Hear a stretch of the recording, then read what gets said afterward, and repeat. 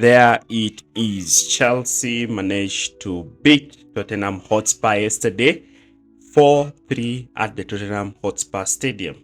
Now, this was the scoreline just does not describe the game because there are actually three phases of this game, and we're going to analyze, and most importantly, we are going to look at the tactical change that Enzo Maresca made in this game to see Chelsea secure the 3 points. On the other hand, Cole Palmer is actually has the best record in terms of penalties scored in the Premier League, showcasing how outstanding he is.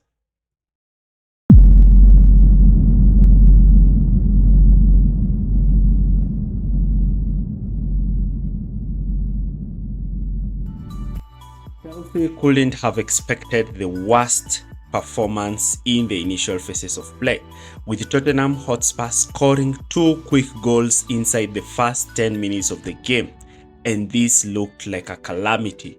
Mark Cucurella, or what we call Mike Slideweller, actually created some 2 huge mistakes that cost Chelsea the initial goals in the initial phases of the game. So Enzo Maresca had to adapt. Enzo Maresca had to change. And the change that he made saw Chelsea dominate that game from minute 15 all the way to minute 85. And let's analyze what change he made. Now, looking at the statistics, you can clearly see Chelsea had 62% of the ball over Tottenham's 38%. You can see the number of shots on target. You can just see that Chelsea dominated this game. And that 2-0 deficit actually made Chelsea to come out of their shells and show how growing they are, so that they were able to get a result in this game. Before we even start, do not forget to like, share, and subscribe to our channel. A lot of you have not yet subscribed. So we look at Chelsea on the ball. And looking at Chelsea on the ball, we look at Chelsea post the 2-0 loss, post the 2-0 goals conceded, because the 2 goals came from calamitous errors from Chelsea. Now, looking at this clip, you can clearly see that Cucurella lost the ball in a very dangerous place. And you can see Spurs players are actually the ones who are outnumbering Chelsea's backline. And so we're going to analyze post those goals to see the changes Maresca made. So in the initial phases of build-up, we know that Spurs are a possession-based team, and Ange Postecoglou wants his team to press on the front aggressively. So Chelsea started their wingers wide, and a surprise inclusion was their inclusion of Jadon Sancho, and it paid off. It really paid off. He looked like one of the best players in that team. And Caicedo will start initially inverted in the backline. Now here is where Chelsea's first mistake came. And that first mistake was having Benoit Badiashile in that pseudo right back position, but Benoit is not like Fofana, he's not right footed. So because him playing in that pseudo right back position, his inclination was always to play the ball in field. And this is where Chelsea went wrong, because now whenever Sanchez will look to step out, Spurs identified that they just need to cut the pass away from Colwill. And whenever they did that, they will now put pressure on Sanchez to play the ball to Benoit. And whenever the ball will be played to Benoit, Son will immediately move forward to press. And Benoit's only option was to play that ball in field. Look at this structure. You can see Chelsea in that pseudo back four structure. You can see the position of Lavia and Caicedo in this build-up system. But Chelsea wanted to play through the middle, but Spurs ensured they covered all middle access and forced the ball to be played wide, especially towards Benoit Badiashile's side. Now, when the ball was already automatically played to Badiashile's side, he attempted to play a pass to Palmer, where Bissouma, who was touch tight on Palmer, would win the ball. And actually, Son had an opportunity to make Tottenham to go 3-1 up when he received this ball in an area where he would be able to finesse. We also started to see Sanchez not playing the ball to Benoit and attempting to play the ball to Palmer. And this event created more problems because Sanchez lost the ball to Bissouma. And again, Son was in a position to punish Chelsea, but luckily Sanchez managed to save that opportunity. So Chelsea were lucky in those initial phases, especially when they were forced to play that on that side. So Chelsea started to play the ball towards Colwill, and that was Sanchez being instructed by Enzo Maresca to use the left side. But Brendan Johnson did an excellent job in that press, in that he situated himself in between Colwill and Cucurella, using his cover shadow to cover Cucurella. And so we started to see Colwill looking to play that ball to Enzo Fernandez. Why would he play that ball to Fernandez? It's because Palma was being tied by Bissouma and Fernandez was free. You can see here, Solanke is attempting to force the ball to be played towards Benoit, and Son is ready to press him, but Sanchez decides to play the ball to Colwill. Colwill in this position, he receives the ball, and Brendan Johnson is now pushing forward to press him. You can clearly see that Kulusevski has sat on Caicedo and Sarr has sat on Lavia. Now, when Colwill receives this ball, he has two options. Now, because Lavia has already been covered by Kulusevski, he has now the opportunity to play the ball onto Marc Cucurella, who is free, but he is in the cover shadow of Brendan Johnson.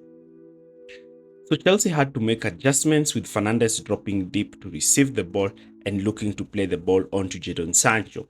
Now you can see here, the ball has been played onto Lavia, and Kulusevski is pushing forward to press Lavia. But now look at the positions that Fernandez is picking up in between the lines, ready to receive the ball directly and without pressure, because Bissouma is busy covering Palma. Bissouma is on Palma, Fernandez is free. That's one of the benefits of having the box midfield. Lavia plays the ball onto Fernandez, and because a lot of teams have ignored how crucial Fernandez is to Chelsea's attack, that's why they are failing, because immediately Fernandez came to Chelsea, the goal started to come by. And now Fernandez plays the ball to Jackson. Jackson holds up the ball, plays it to Fernandez, and look at how open they have Tottenham's backline. Chelsea now have a 4v3 against Tottenham. The ball is played back to Fernandez, and Fernandez receives this ball and automatically plays a direct ball to Sancho. And now Chelsea have moved from defending, and they are now having numbers up front. And now Sancho has an opportunity to run at Tottenham's backline. Again, here Lavia receives the ball. Now Bissouma has shifted across to cover Fernandez. Now Bissouma is hanging around in a position where he doesn't understand, and Lavia is able to play a nice line breaking pass onto Cole Palmer. Now Palmer receives this ball with acres of space. Once Palmer receives this ball, now Chelsea again have that 5-man overload against Tottenham's back four. And this just needs to give credit to how Chelsea's midfielder, in particular Lavia, was able to find these two players in between the lines. And because of that, Chelsea were able to create time and time again problems for Tottenham. That's why in the first half, even after Chelsea went 2-0 down, I just knew that was a wake-up call. The boys really grew into the game and now took the game more serious. That's how you saw them just playing through Spurs effectively.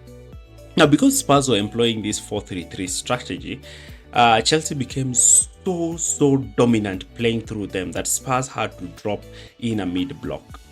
And Chelsea again formed that front five and moved into a back three. But this time Benoit was still, it was in the first half, Benoit was still in that right-sided centre-back position. And we saw how the error was made when Colwill attempted to play the ball to Cucurella, who slipped. If Cucurella hadn't slipped, then Chelsea would have probably been in a better position in this game. That's how Spurs managed to score a goal in the initial phases. But because Spurs were looking to go man-to-man with Chelsea's back three, Spurs were actually organized in the way they pressed Chelsea. They made it difficult, but Chelsea's midfield overload proved again to be stronger because they used a 3-2 press. The three players going to the centre backs and the midfield being covered by Pedro Porro moving in midfield and Bissouma picking up Palma. Now this always ensured Chelsea had an extra player. That was Jadon Sancho. You can clearly see here, Chelsea have the ball, but look at how Spurs are going. Spurs are pressing Chelsea centre-backs man-to-man. They are also going in midfield man-to-man, with Porro joining that midfield to try and cover Fernandez. And now this is why Sancho had a lot of space in this game. Now, because they were going man-to-man in this midfield, Colwill in particular will just attempt to play the ball directly to Sancho. But we started to see Enzo Fernandez vacate that midfield position and move into that pseudo left-back position. And because Porro could not follow him there because a ball over the top for Sancho would be inevitable, Fernandez started to receive that ball in between lines, especially, and even sometimes receive that ball after drawing Porro out of position. Like in this clip, Porro has been drawn out of position, and now look at where Sancho is able to receive the ball. Sancho is receiving the ball, but because Porro was dragged out of position by Fernandez, now you can see Sancho is receiving the ball, and now Romero is the one who has to shift across. Jackson, on the other hand, is now playing on the shoulder of both these players, and Sancho is able to play a first-time pass to the runs of Jackson. Here again, you can see Spurs are moving in that 3-2-2 pressing. The three players are looking to press Chelsea's backline. The two pivots are looking to be pressed by Kulusevski and Sarr, and you can see Pedro Porro has dropped to try and cover Fernandez.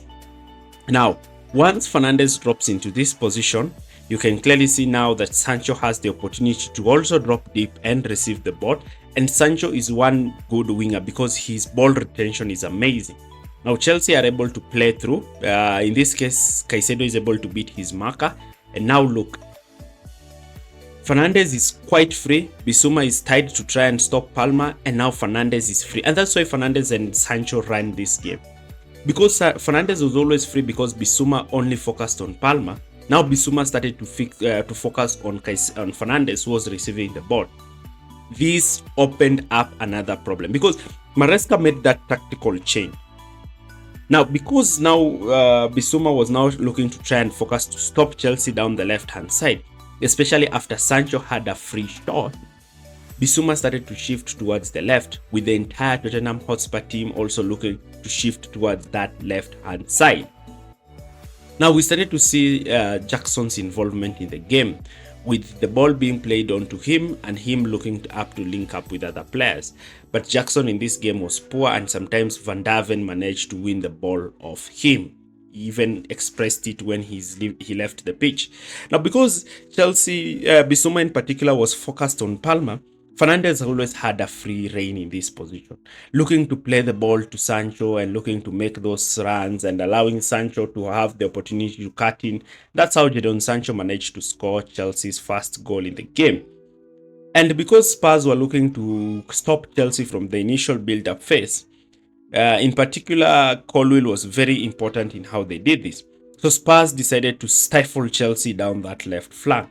But Fernandez again showcased how good he was for Chelsea's attack, receiving the ball and looking to play the ball, making those quick shifts of play, especially to Pedro Neto, who would receive the ball and look to either make runs in behind. But I think Neto wasn't quite good in this game, and probably Noni Madueke would have done quite better because Neto was not attempting shots on target. At least Madueke attempts them, though he fails to score, but he does attempt them. So in the second half, Lavia was taken off because he felt his hamstring, and Maresca said that in the press conference. And in came Malo Gusto. And now Chelsea had that midfield, and Enzo Fernandez started just in the position that they were in.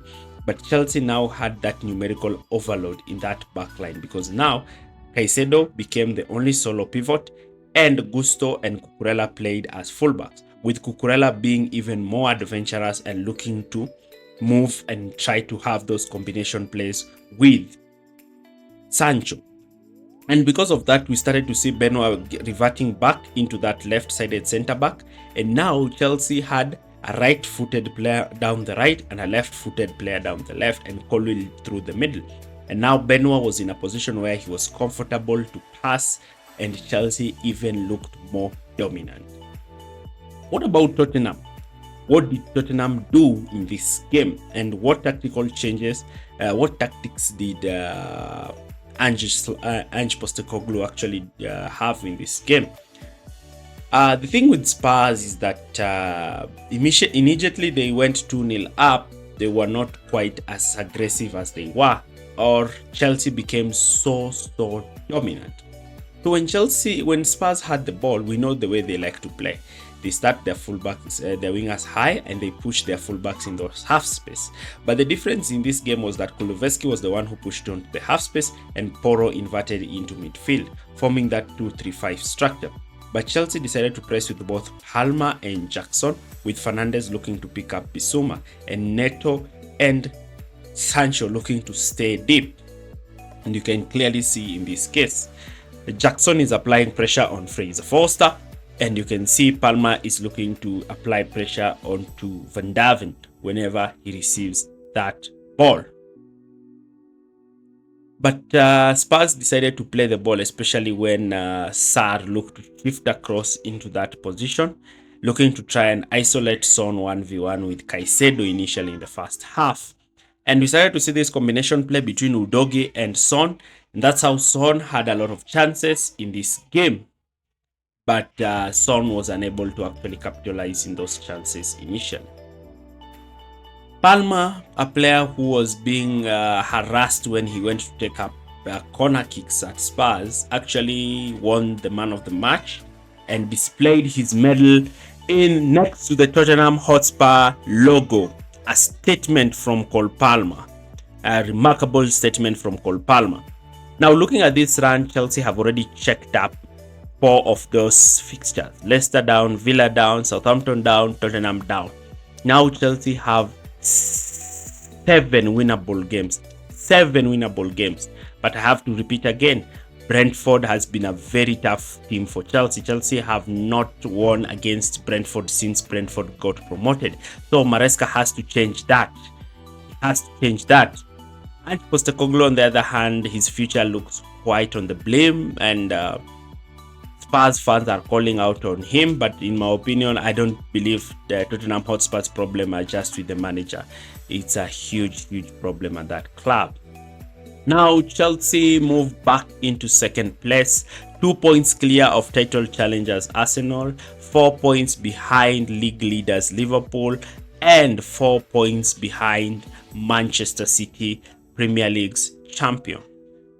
In my opinion, do you think Chelsea is going to win, is in a title race? In my opinion, at the moment, yes. But do I think Chelsea have what it takes to win the title? No.